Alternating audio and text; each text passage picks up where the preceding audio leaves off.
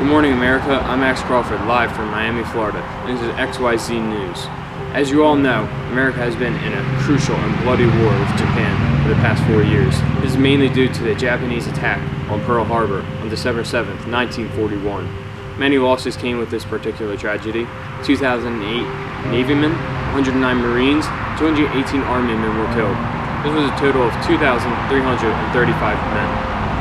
There were also 68 civilians killed. This is making it a total of 2,403 people.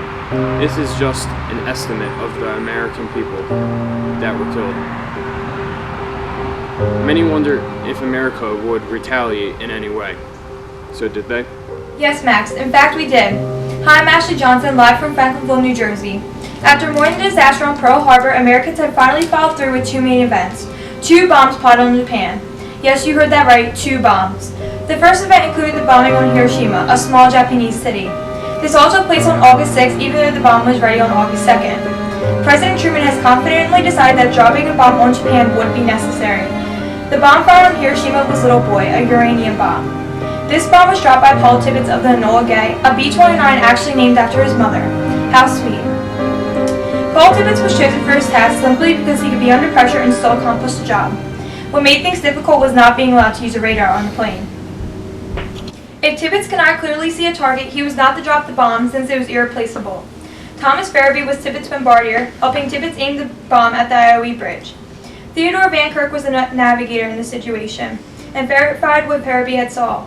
Weather conditions were bright and sunny on the way to the city, so Hiroshima was the city chosen to be bombed. We basically wanted to make the nicest day the most disastrous for Japan. The Enola Gay had departed at 2:45 a.m. on August 6th to release the bomb.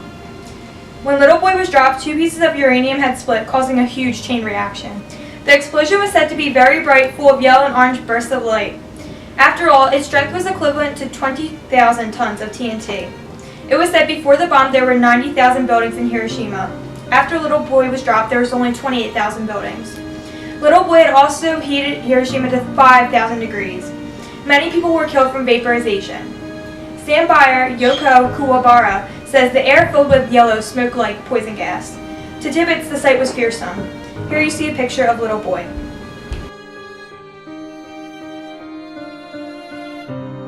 Before we get to how the second bomb was dropped, it is important to show the people of America 2 major documents, which made both the making and dropping of the bomb possible. Credits must be given to a scientist who you all may know. Although he didn't contribute to the work of the bomb, he certainly drew attention to the idea of creating one. This man goes by the name of Albert Einstein, an extremely well-known scientist who had discovered the Brownian movement and much more. Albert Einstein had written a letter to the Honorable Franklin Delano Roosevelt. Why did he do this, you may ask? Well, since Roosevelt was our president at the time, of course we need him to recognize that an atomic bomb needed to be made. Here you see a picture of this letter.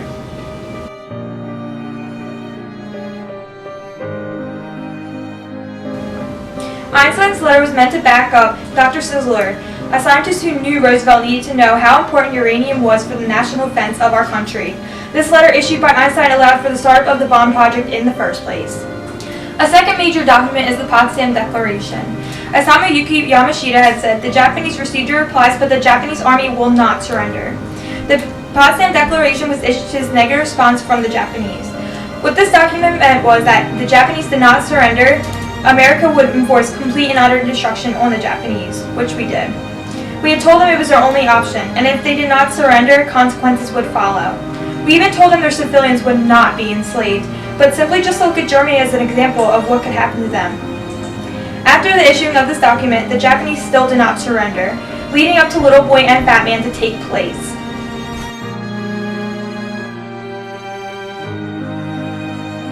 Now, with all this being said, we had 2 documents that completely allowed America to issue these bombs. After Roosevelt had passed, Truman had even said dropping these bombs on Japan was necessary, like I said in the beginning.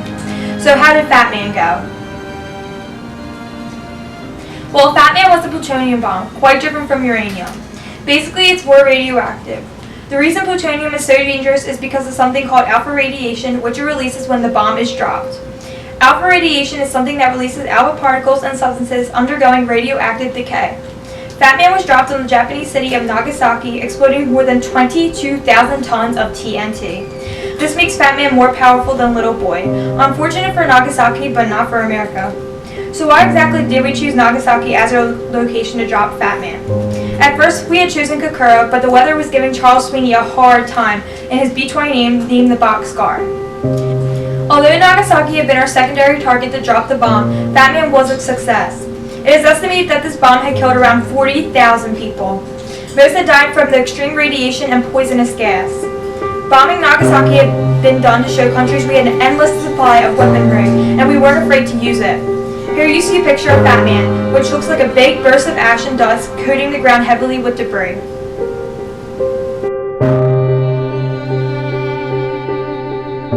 So why were Little Boy and Fat Man a success for America? Well, Japan had surrendered on August 15th, but without Einstein's letter and the Potsdam Declaration, these bombs most likely would not have happened. As we can see, physicists and scientists have both safely and successfully accomplished their goals. Now, as Americans, we are thankful for their tremendous contribution. And that concludes the news for today. I'm Ashley Johnson of XYZ News, signing off. Thank you, America.